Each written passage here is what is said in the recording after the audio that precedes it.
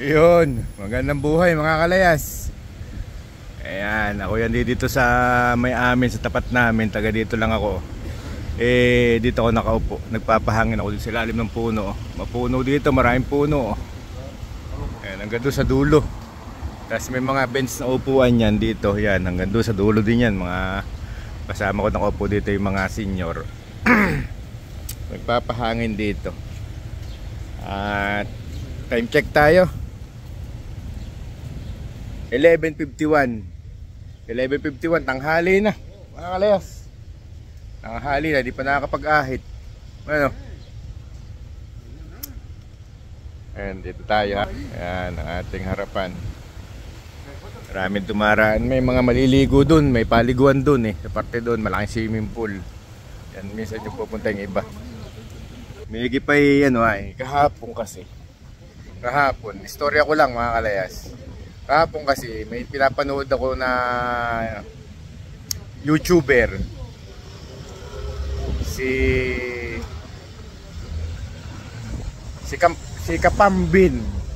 Kapambin yan, kapatid ni Kapinsan.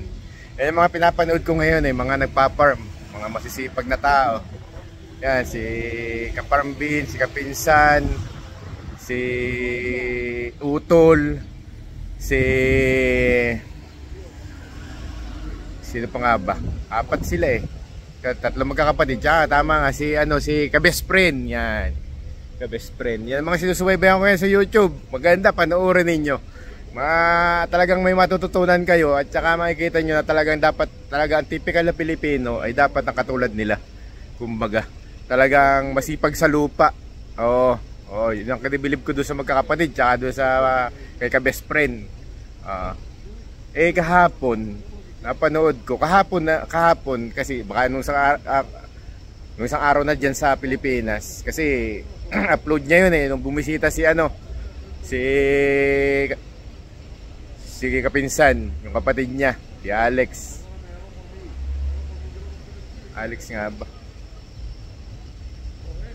Basta lagi ko sila pinapanood. Ayun. Nakita ko si Kapambin nagluto ng ng tinola. Ako'y napaibig, napatakam. Kaya hapon na, mga alas 8 na dito sa amin ng gabi. Namali ako, namalengke ako. Hindi ko na nga lang nakunan yun ng video, pero namalengke ako kahapon na gabi. At bumili ako ng kung sa atin sa Pilipinas ang tawag doon sa mga manok na native ay Tagalog, dito naman ay meron din ganun.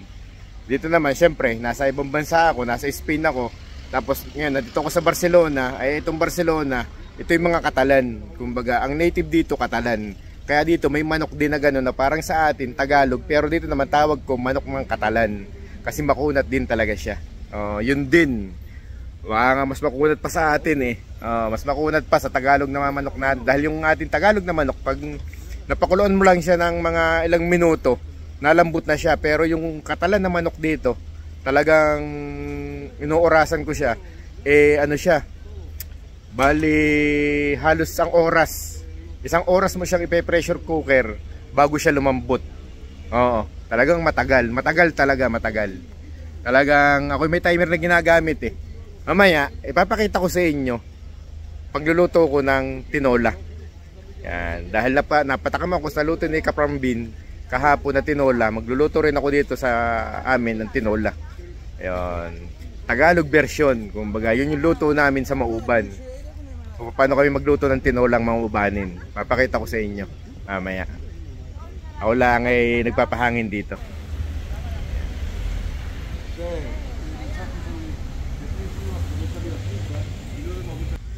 Tara na, uwi na tayo ng bahay at ako'y magluluto na ng tinola. Game, tayo. Kaya mga kalayas, dito na ako sa bahay. Ngayon pala ang asawa ko, nililinis na yung manok. Nililinis na yung mga tinatirang balahibo. Papalit na ako ng suot at ako ay umpisa nang magluto.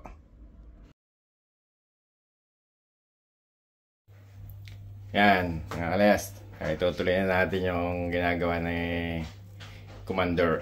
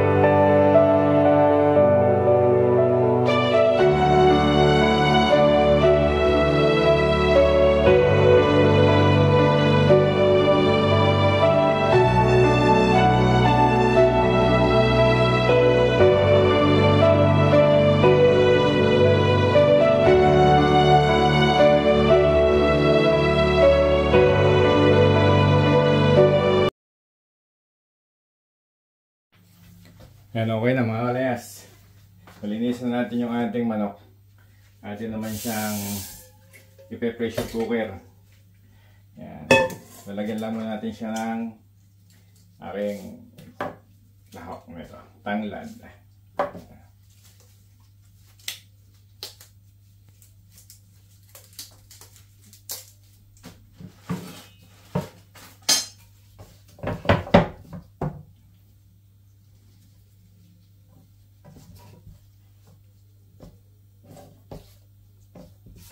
Bawakan natin siya ng luya. Papakulo lang natin sa tubig, pampalambot lang.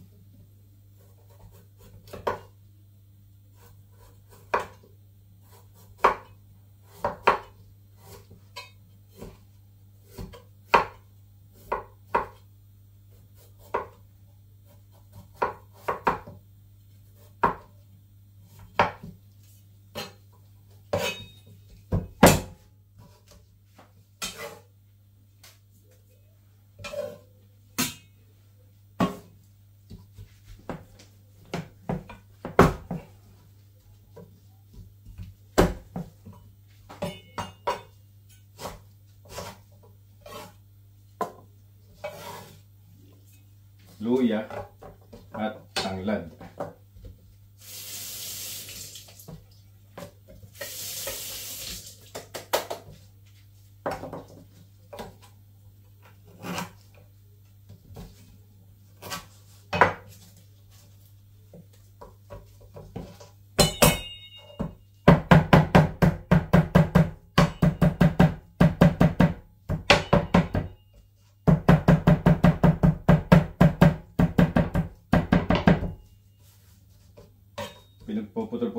mga kalayas para pag lahok ay pwede siyang gawing parang candy. Sisip-sipin siya. May lasa siya. Sarap siya. Kaya ganyan ang ginagawa ko sa tanglad. Ayan. Tama na yung isa at itong isa naman mamaya ay pag-isangkot natin. Tama na yan.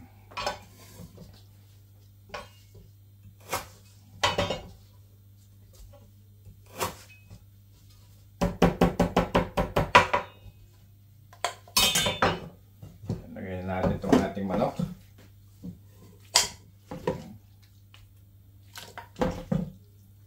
Dito natin siya palalambutin.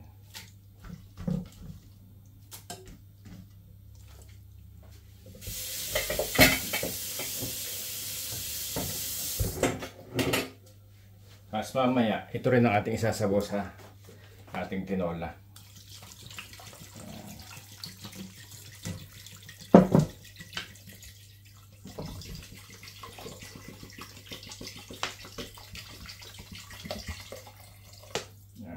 Litro at kalahati ang ating unang nilagay. Yan natin siya dagdagan. Tapos, ito ang ating pressure cooker.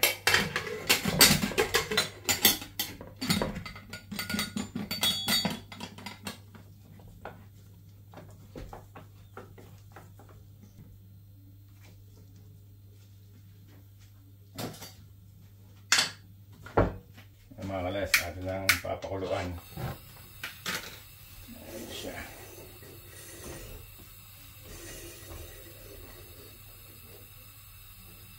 Ayan.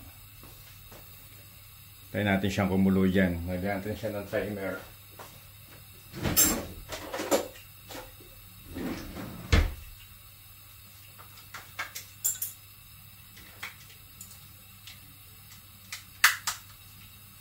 Lagyan natin siya ng 60 minutes.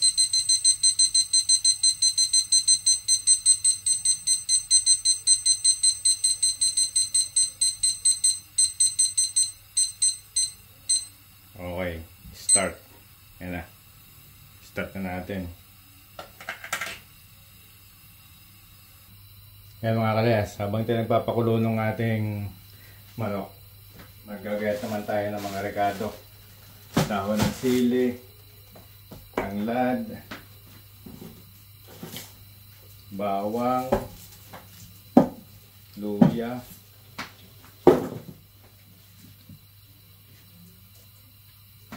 at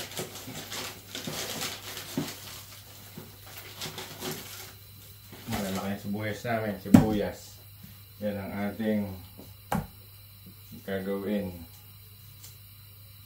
Sige pa na, tama na yung dalawang tanglad, okay na yun. Okay, samahan nyo ako mga kalayas.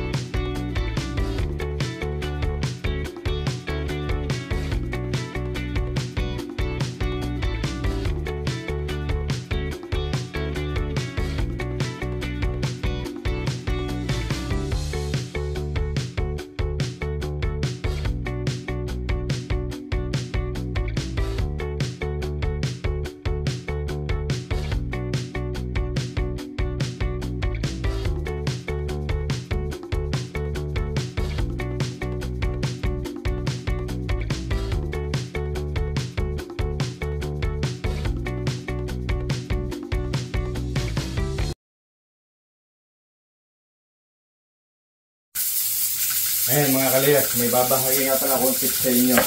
Pag naglalaro ako ng papaya na hilaw sa tinola o kaya sa mga adobo sa gata na papaya na manok na may papaya. Ang ginagawa ko bago ko siya linisin, siyempre lilinisin mo natin yan dahil makati-kati yan. Tapos ating babalakuin siya ng ganito para sa pisigain. Yan. Para yung extra mga ano sa kanya lalabas. Yan. Ganyan din siya. Yan, ganyan kayo magluto sa mauban ng tinola na may papaya. Lalo na pag garden papaya, kinakailangan mamalakutin mo siya. Yan. Kumbaga, lamasin mo siya ng ganyan. Yan. Ang sabi sa akin ng matatanda ay para daw yung kati ay mawala. Kasi may makati daw itong ganito eh. Pag, sabi lang naman, pero wala mong mawawala sa pagsunod sa matatanda, di ba? Ayan, ganyan yung turo sa akin. Nagturo sa akin ng pagluluto sa amin. Pag berde ang papaya, kinakailangan mo siyang balaktutin. Siguro para mas madali siyang maluto, ganon. Pero ang tumanin sa isip ko, sabi, para lang mawala yung kasi, saka yung, ano niya, akla. Ayan, saka natin siya hihiwain. Natin siya hiwain ng tinola.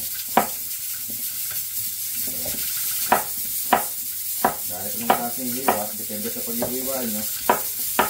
Sa mahiwa yan, ang problema yan.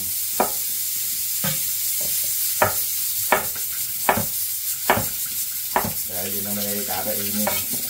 Hindi mo kagandahan ng hiwa, diba? Kahit mo siya uhugasan pagkahiwa.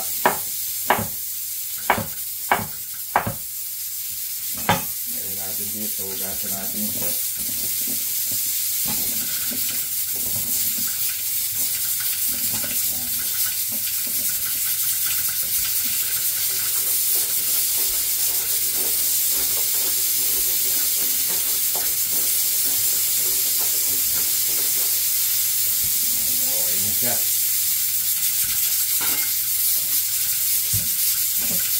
Ito, pinapakulo pa natin yung ating pinapakuluan. Ayan, no? Nasirit pa siya. Tutuloy naman natin ngayon ang ng dahon ng sili. Ang paghihimay. Samahan niyo ako.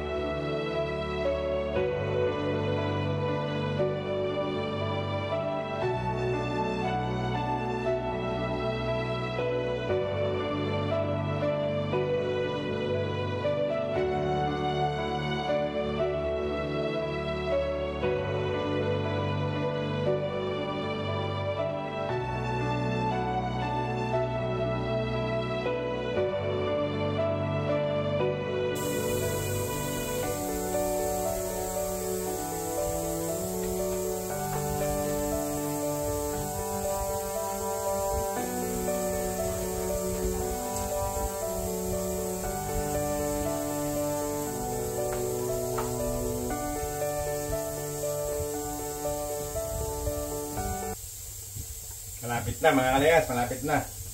13 seconds na lang para matapos yung ating inilagay na timer na 60 minutes. Pag tumunog yan, papatayin natin yung apoy. Tapos papalamigin natin ng konti. Yun, okay na. Yan. Tapos na yung ating 60 minutes.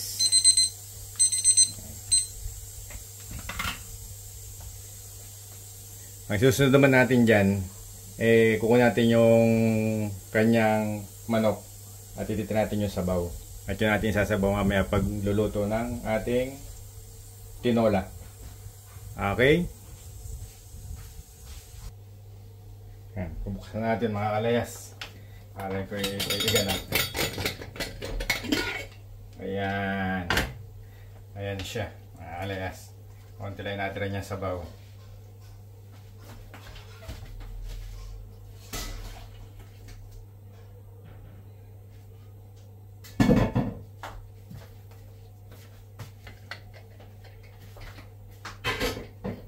Ngayon, magpe-prepare naman tayo mga kalayas ng ating paggigisa. At gutom na. Anong oras na? Ayan. Prepare natin dito ang ating kawali.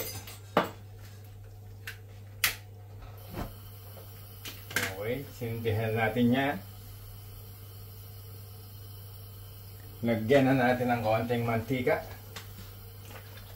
Ayan.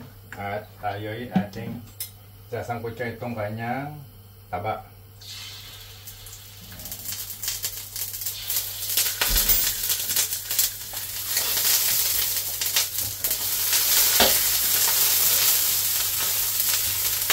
Ito ang ating paggigisahan.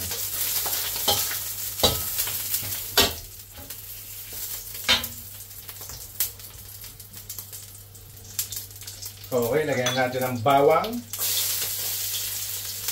Bawang, ang ating unahing bawang.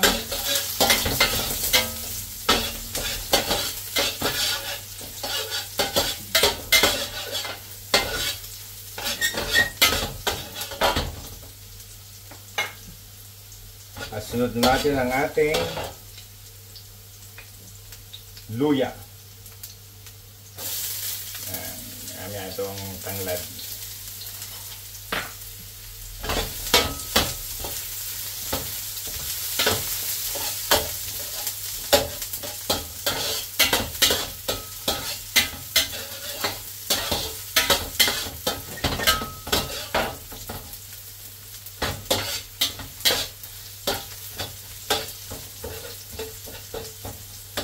Sunod natin ang ating sibuyas. Ayan na. Sunod na yan.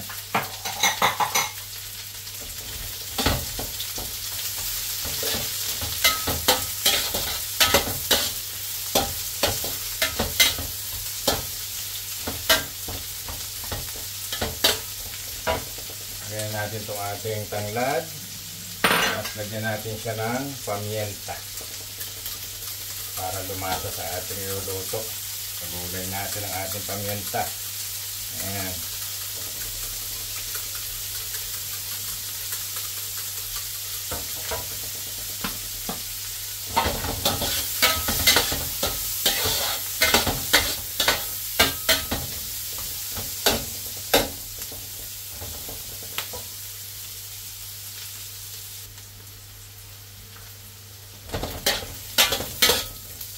Okay, lagyan natin yung ating manok. Narat na rin yung ating randag at saka ibang luya. Lagyan na, sama-sama na yun dyan.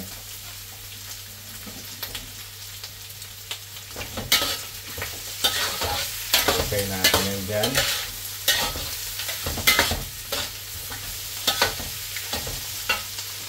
Yan mga kalayas. Sa loob ng isang oras, talagang makunat pa siya. Makunat pa. Isang oras na yan ha, 60 minutes yung pinakula sa pressure cooker. Ganito kakunat dito manok na manok na katalan kumbaga.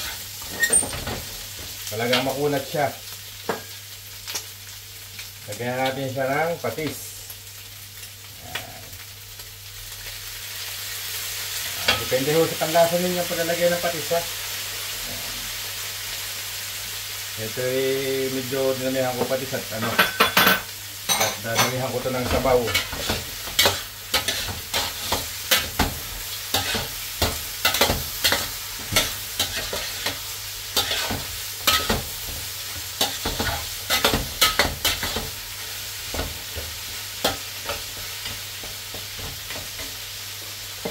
natin siya dyan. Taguan natin.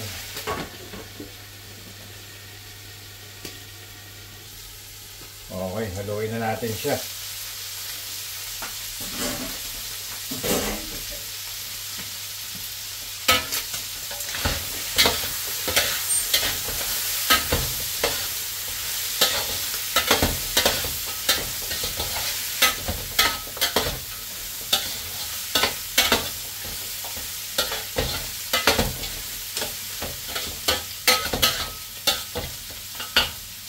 Lagay na natin yung ating papaya.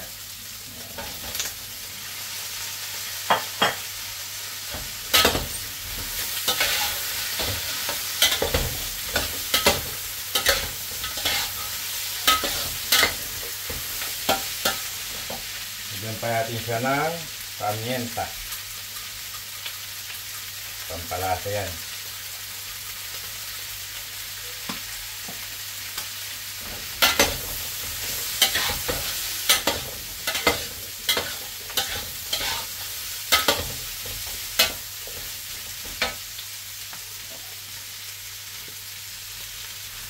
Igisa na rin natin ito dito. Lagyan natin ito mga konting mantika. Igisa natin itong mga laman loob.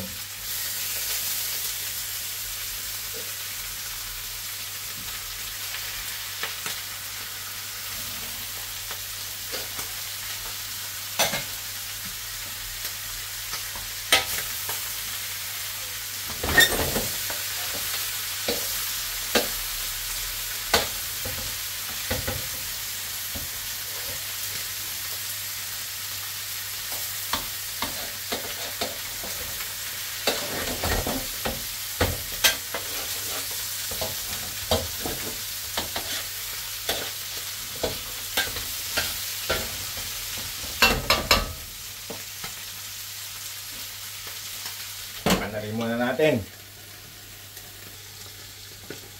Ayan, sabawan na natin siya. Ito yung natira natin sabaw sa ating pinagpakuluan. Ayan.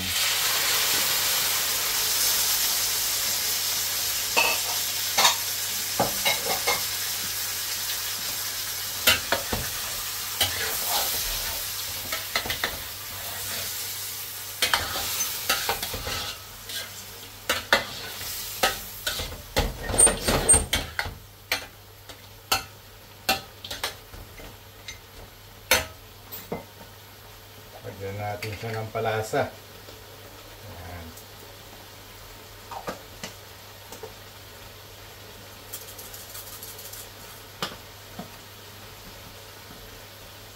Tapos ngayon, lagyan natin siya ng kanyang sabaw.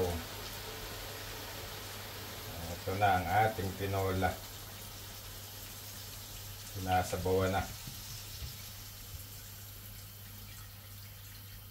Yan ang sinasabi ko. Dadamihan natin ang sabaw. Kaya, kanina medyo maraming patis ang aking nilagay.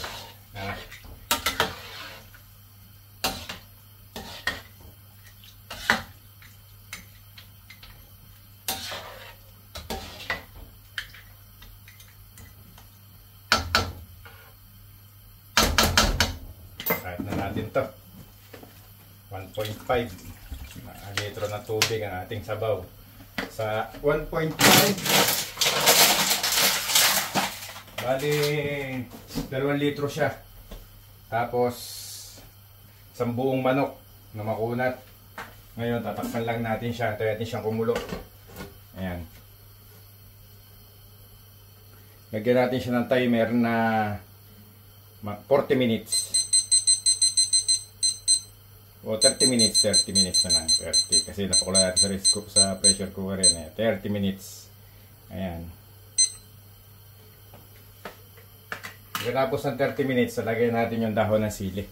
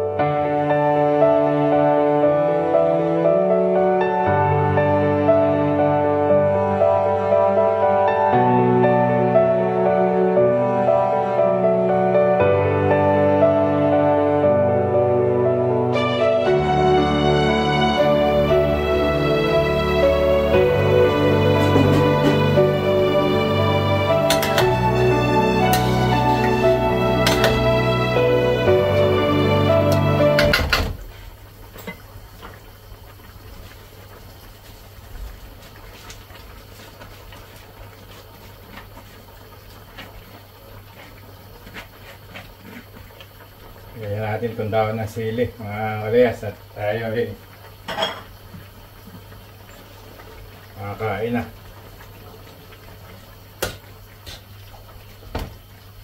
Mapapansin nyo mga kalayas, pag ako nagluluto, bibihira ako tumikim. Kasi sa amoy ko na lamang pinagbabasehan. Pag mabango na ang niluluto, ibig sabihin, masarap na yan. Bagay, depende naman sa nagluluto nga. Pero the best pa rin yung titikman talaga. Ako lang talaga ay hindi ko nakasanayan na natikim sa aking niluluto. Pero so far naman wala pa namang nagreklamo sa luto ko. Ayan, lakpan natin na rin siya. At antay lang natin matapos tong ating minuto na to. At tayo ay kakain na. Lagyan natin siya ng ilang pirasong pampalasa. Ayan, sili.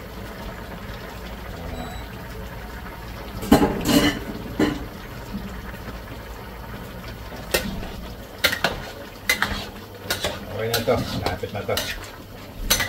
Ilang minuto na lang. Malambot na rin yung papaya niya. Tama-tama lang.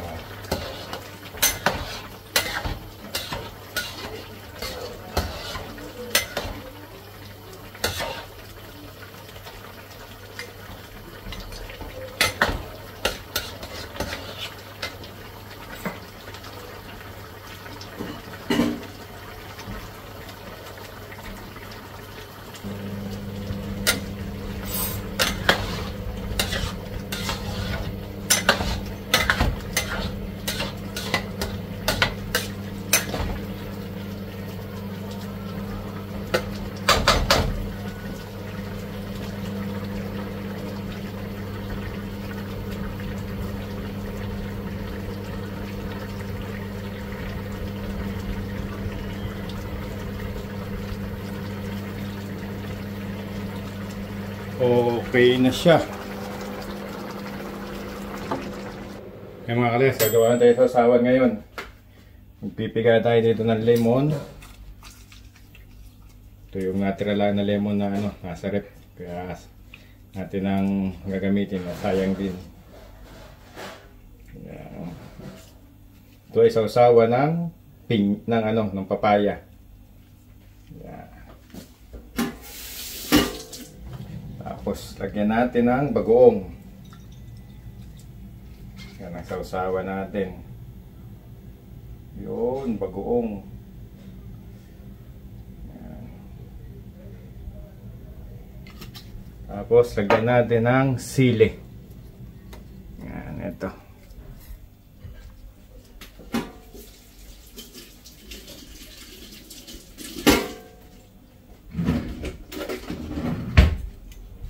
Ating siling ilalagay.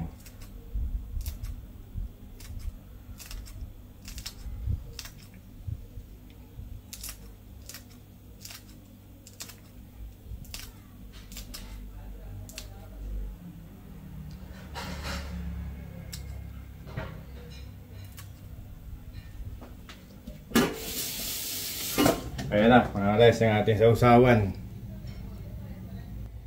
Tapos sasanto ko tayo dito ng ating iuulam, ng ating titimusan. Ayan na, ang ating tinola. Yun, may itlog siya.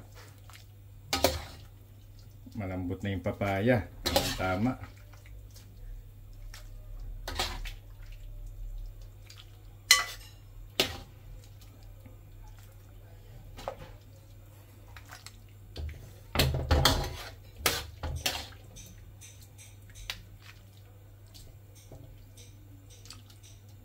Ito yung tanglad, ayan.